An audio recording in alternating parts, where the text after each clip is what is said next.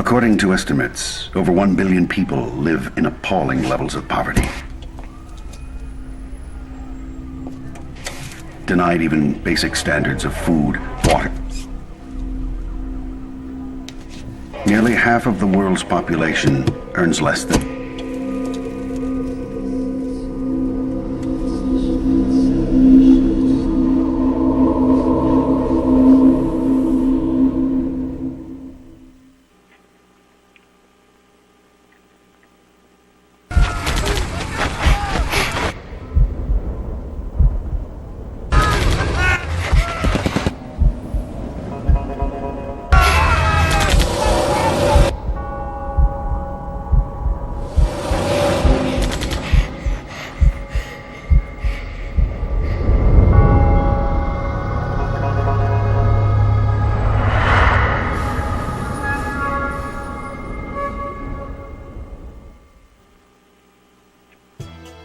The views and opinions expressed on this program are those of the participants and do not reflect the views of BronxNet or the program underwriters.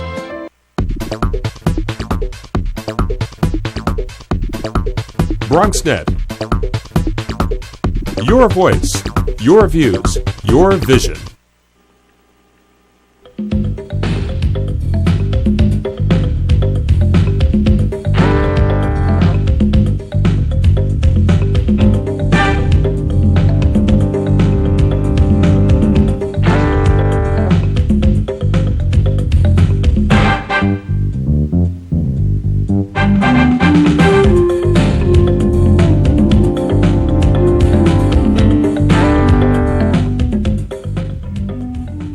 Good evening and welcome to BronxTalk, the Bronx's flagship television talk show.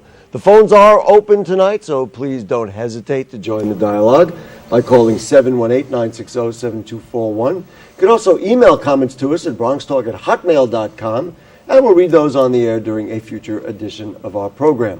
Well, tonight's topic is Bronx housing, and in the 16-plus years of our program, we've talked time and time again about the condition of existing housing infrastructures in the Bronx as one of the borough's most challenging problems. Tonight's guests have been working at improving Bronx housing, and there have been some recent developments of interest. We'll talk about all that tonight, as well as take your calls about conditions maybe in your building, in your housing, in your relationship with your landlord, in tenant advocacy, and other related issues. Please join me in welcoming from Legal Services from New York, James Jantarasamy. Good evening. Thank you for joining us. And also from the Tenant Association of 2875 Sedgwick Avenue, Sergio Cuevas. How are you? It's 2785. 2785. All right. It's just down the block. And on the phone from the Organizing Policy Department of Urban Homesteading Assistance Board, it's Kerry White. Kerry, good evening. Thanks for joining us. Hello. Thank you. Let's start with you, Mr. Jantarasamy. Tell me a little bit about an overview of housing in the Bronx. I have characterized it here for our viewers that housing in the Bronx is having a hard time and has had a hard time. And existing buildings are falling apart and tenants are complaining. Mm-hmm. Tell me exactly what's going on. Well, to answer your question, I think I'll explain what happened in the Milbank case because it provides a perfect example of a pattern that we're seeing. Which is really the thing that's been in the news of late. Yeah, that's right. So Milbank is a real estate development firm located in Los Angeles, and they, a few years back, decided to buy 10 buildings in the Bronx. They're multifamily residential properties, apartment buildings. And they were purchased at a price that could not be supported by the rent roll income as it existed at the time. Their plan was to evict most or all of the tenants, renovate the property substantially, and then raise rents.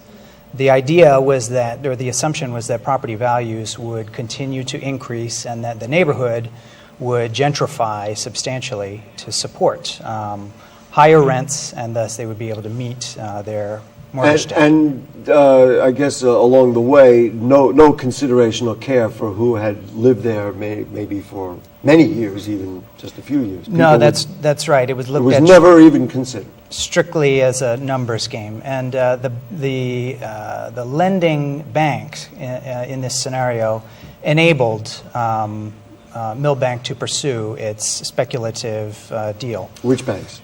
Well, the originating lender in our case was Deutsche Bank.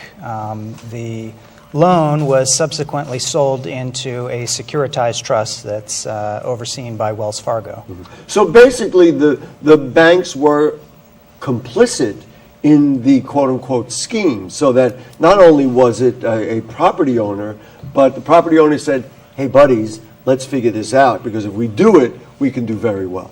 Am I reading basically how that was originally put together? Or do you think the banks really didn't fully understand what was going on? I think the banks didn't understand and they didn't really care because their plan, to the bank, the plan was to sell off the mortgage loan almost as soon as the loan was closed to one of the securitized trusts. Right. So they had their own plan. So far, we haven't heard anybody considering people like Mr. Cuevas, who happen to live in the building and may have an interest other than this whole financial arrangement. That's right. In short, how did it turn out, and what is the problem that has caused us to be talking about it on this program? Well, that has landed it here on Bronx Talk. Predictably, Milbank was not able to evict so many rent-regulated tenants from its buildings and renovate, turn the income situation around. So it defaulted on its mortgage. The bank started a foreclosure action. And at that point, Milbank decided that it didn't want to sink any more of its money into upkeep of the properties. And how long ago was that? 2 years ago. 2 years ago. 2 years ago. And so simply, Milbank essentially walked away, completely abandoned the property and said, you know what, you can take these buildings. We're not going to spend any more money on upkeep. Because they figured this deal wasn't going to go well, so we'll take the loss, we'll write off the loss. And That's right. Again, we're still waiting to hear what the consideration was going to be for the human beings that actually lived in them. That's right. So the bank didn't want to take responsibility for paying for essential repairs, maintenance of services at the buildings, so they had a receiver appointed by the court. Let's go to the telephone, and Ms. White, number one, how common is this situation that we just heard about? And then number two, who out there is actually considering the people that Mr. Cuevas embodies? Unfortunately, so number one, it is common within the Bronx right now, and even more unfortunately, it's probably going to get more common in the next few years. These deals that James was talking about, where speculators essentially came in and bought property in the Bronx for inflated amounts, happened many times over in the mid-2000s, and now we're starting to see the wave of them going under, of them going into foreclosure, or the conditions severely deteriorating. Right, well, let me just interject with a question. What happened and why was it, which actually fills in a little piece between what we just heard and what you, I think, can be able to articulate. What happened in between the time that this was bought and then a decision was made that this wasn't going to work out? Why weren't they able to enact the plan to get tenants out, to raise the rents, and make the money that they wanted to make? Well, first of all, tenants have rights, and they're not going to just walk away from their homes. I think first people came in with, crazy ideas of how easy it would be to extract people from their homes. But when you have people who've lived in buildings for 10, 20 years, and this is their community and where they've grown up and they have family in the building, they're not going to just walk away. I have to tell you, and somebody put the commentary sign up, but to me, this sounds like outsiders with a very despicable and disgusting view of who people of the Bronx are, and they figured, hey, I'm making serious generalizations here, but I don't think I'm far off. These are poor people, these are people without much political clout, so we can simply come in, maneuver them around, and take care of our business. I mean, I'm glad to think that they were wrong, but I'm unhappy to think that that exists, but unfortunately I believe it does.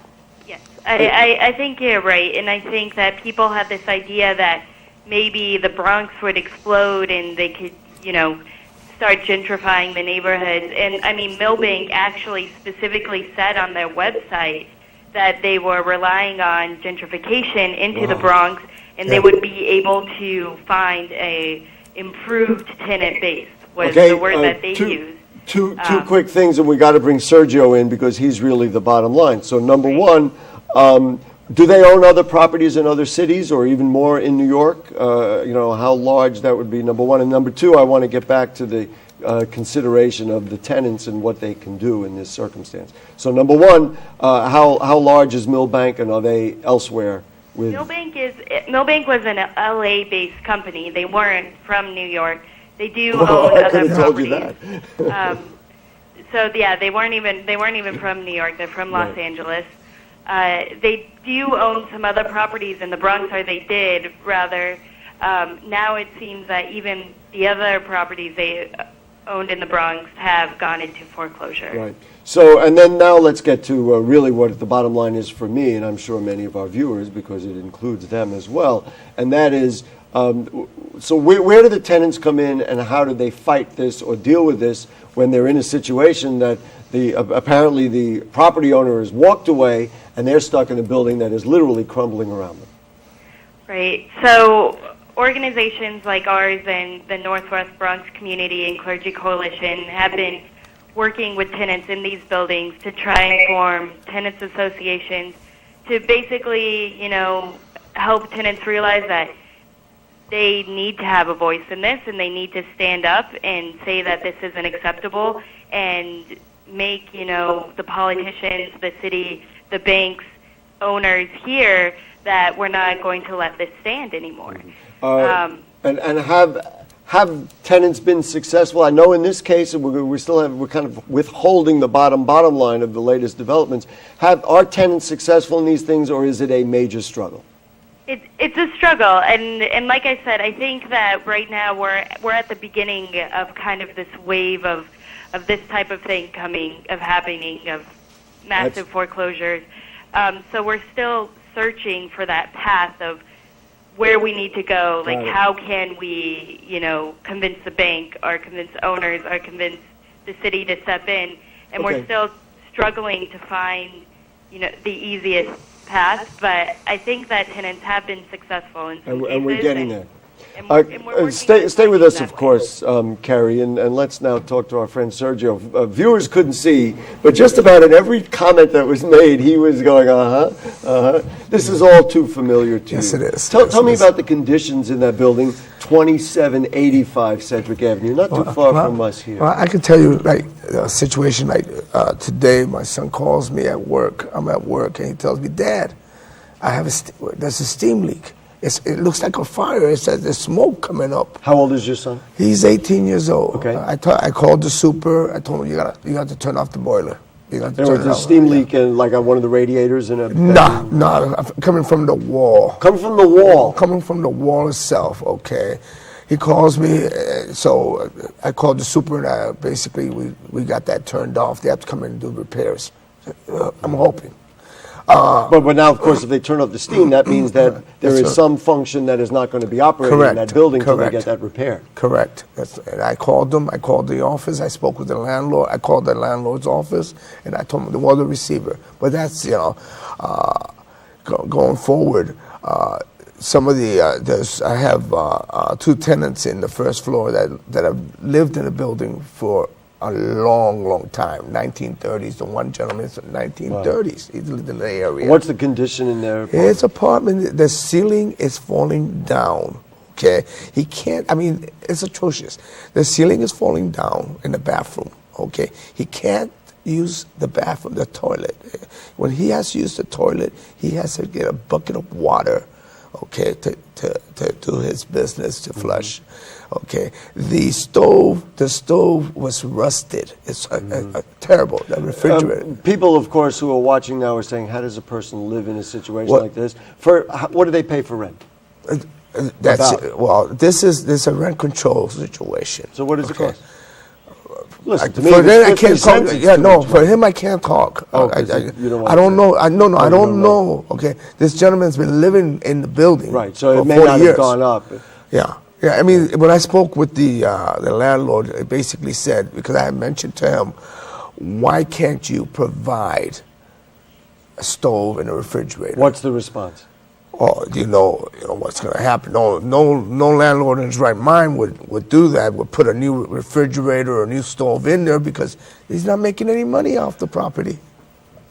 How difficult is it to organize tenants to get together to fight these very deplorable situations? Well, initially, myself was not interested, but then I got interested once I found out what was going on, the conditions. When I find out that you're not getting conditions done, repairs done, and going door to door, trying to get people to come out. And what do they say? Well, some of them are afraid. They're afraid. They've been living there, perhaps a language barrier. They're afraid their situation, immigration status. They're afraid maybe it would even get worse because if Yes, they get evicted, yes, then yes, even this crummy place is better than being out in correct. the street. That's basically where we're at. That's it. Back to you, Mr. Jantarasamy. Let's talk about what happened. So what has gone on with this property that now we're in kind of a different place than many other properties in the Bronx have been? Well, legal services became involved in the case when the tenants came to us and said, listen, the owner has walked away from its responsibilities for upkeep.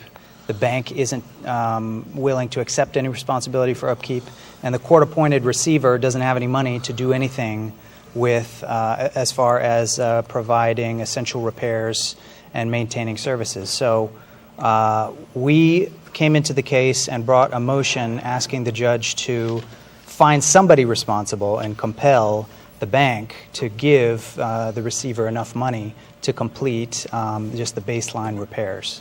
And that has it was $2.5 million? $2.5 million, that's right. The judge ruled in our favor. September 29th, an order was handed down directing the bank to advance $2.5 million for repairs at the subject property. And as I know Sergio wants to weigh in, but as I understand it, it's going to be, he was supposed to begin the repairs in 30 days. Are we at that 30-day point? We're beyond the 30-day. And so they haven't. So now there's $2.5 million out there. That's right. That somebody has, and they still haven't done what the bank has done is filed an appeal and posted the $2.5 million with the court because they are hoping that they won't have to pay the $2.5 million. They want to pursue their appeal, and then they hope get their money back at the end of the appeals process. I mean, it sounds so simple, but we know it's so complicated. Can you simply drag them into the court and make them do it, or now we're in kind of that's what we're working on next, is a motion to compel them to pay,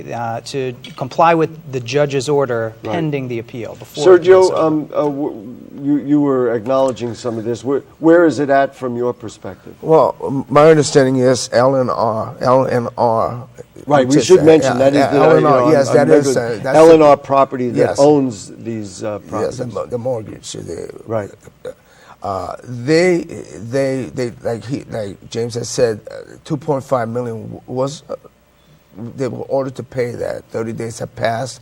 That money gets taken off the table. We had to fight back. We had to go back and fight for that money in order for them to do work. And so now you're in a situation where you won a battle, but you're now wondering, why don't you pick up, and I could use some Bronx language there, and tell them to you know what, and move? I have my roots there. I don't like moving. I lived here. This is a your great. home. This is my home. This is a great location. Okay. And you know, I don't know if you're familiar. I do know the area. Okay. We're talking for folks who don't know, it's north of Kingsbridge Road on Sedgwick Avenue. I moved here in 1981. We have access to the number 3 bus, okay.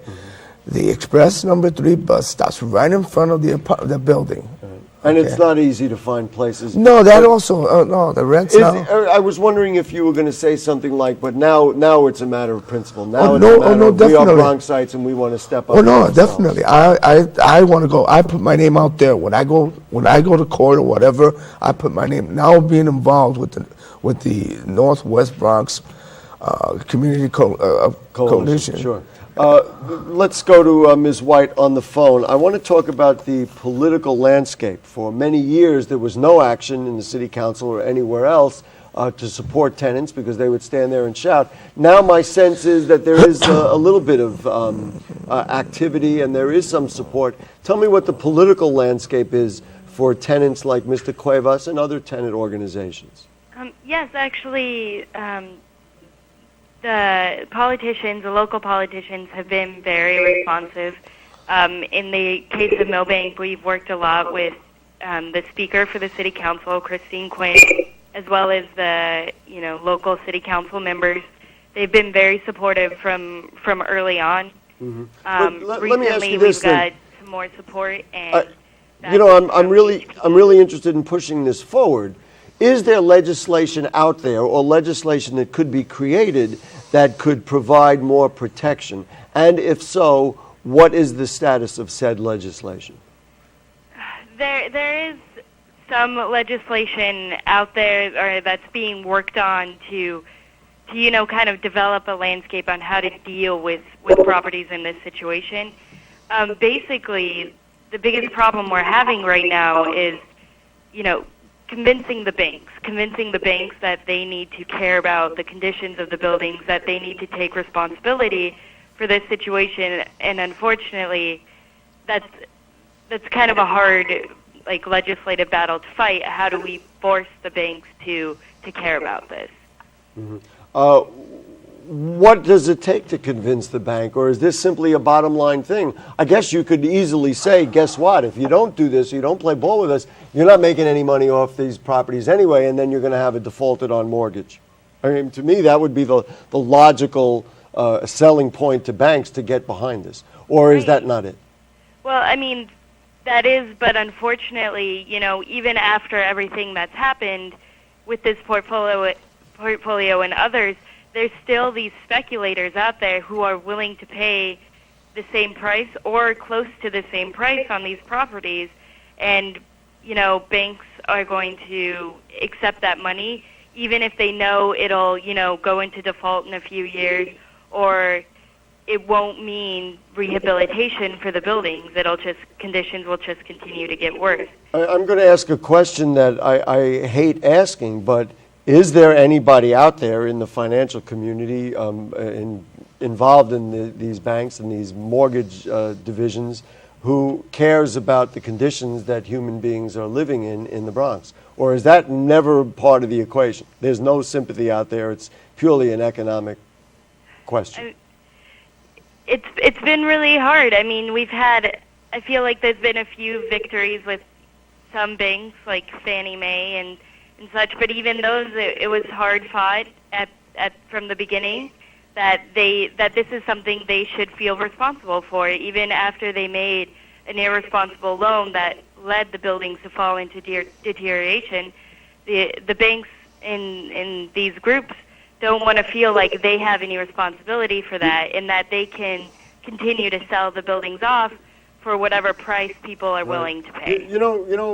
Ms. White, what occurs to me is, and this is a whole other topic, there's such difficulty in bringing banks into some Bronx neighborhoods. I wonder if this is wrapped up in it, because if you open up a branch in a neighborhood, then people will start to look at you and say, hey, you should have some responsibility. So they don't want to come in the neighborhood because they don't want to have to deal with this. It's kind of off the topic thought, but an interesting one nonetheless. But I mean, especially considering buildings like this, it's not too difficult to make responsible underwriting. Right. And that's what banks are supposed to do, is coming up with underwriting that's going to work out for a debt on a building in the long term or on these mortgages. Right. So they should know what a responsible loan on these buildings should be and should be able to make that. And if they made a mistake, or if they gave too much money to an irresponsible group, then they kind of need to accept the responsibility for just that. for people who want to, because I know there's viewers who are watching us in the Bronx who are saying, oh, this sounds like my building. This is my situation. Do you have a website or contact? Because I know we could put some of those numbers and information on the screen. How do they get to you or your organization if they're interested?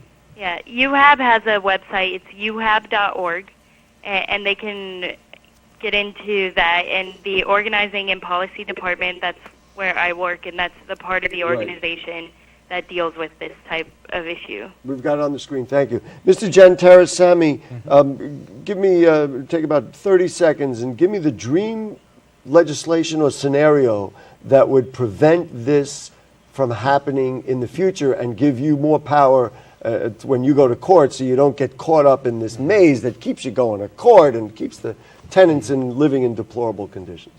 What would you like to see? Well, it would be a statute that expressly requires the banks that expressly requires banks to, number one, have a receiver appointed during a foreclosure action, and number two, advance funds necessary for the upkeep and maintenance of apartment buildings. Could come out of it sounds like the first one could come out of the state and the second one could come out of the city. I'm reaching out to my elected officials and our elected officials that maybe this is a way to draft it. And also I know we have some contact info for Legal Services of New York for other tenants, etc. Mr. Cuevas, we're going to give you the final word here. What is your advice to other people in the Bronx who are going through this, and there are thousands, if not hundreds of thousands, and how do they stay strong, and what should they do? How do they make this work? Well, they should get in contact with their church. There's also the Northwest Bronx Community and Coalition, Community and Clergy Coalition. Right. Try to unite the tenants in the buildings. Try, do that. It sounds like we're essentially out of time. It sounds like you got to build community, and that community includes elected officials, includes the local organizations. Churches can be of support, as well as LSNY and other organizations. Yes, definitely. James Jantarasamy, thank you so much. Sergio Cuevas, thank you. Kerry White on the phone, thank you. We do have an email to read in response to the show we did with Bronx Democratic Party Chair Carl Hastie. We received an email from Robert Giuffre, who had challenged incumbent Naomi Rivera in the Democratic primary, but afterwards went to work for a Republican, Mike Rendino. Mr. Giuffre wrote to us, getting the right person into office is more important than their political party. Mike Rendino, he would be a breath of fresh air and a dynamic young voice for the Bronx once he is elected. And then regarding Mr. Hastie's comments about ballot access, Mrs. Giuffre wrote to us, one of the most basic pillars of representative democracy deserves more respect from a powerful political player like the Bronx Democratic Party chairman. And then, folks, if you have further comments or questions on anything you heard on tonight's show or anything going on in the Bronx, then email them to us, just like Robert did, at BronxTalk@hotmail.com, and we'll read those on the air during a future edition of our program. Archives of our program, Bronx Talk, are available at bronxnet.org. You click Bronx Talk on the right-hand navigation bar, and you can see all our old shows. Bronx Talk, now in its 17th year, one of the longest-running weekly TV talk shows in New York City, Monday nights at 9 here on BronxNet, Cablevision Channel 67, and Verizon Fios 33. Special thanks to producer Jane Folloro, director Michael Arias, and, of course, the cast of thousands who work for us up in the booth. And to you, good night.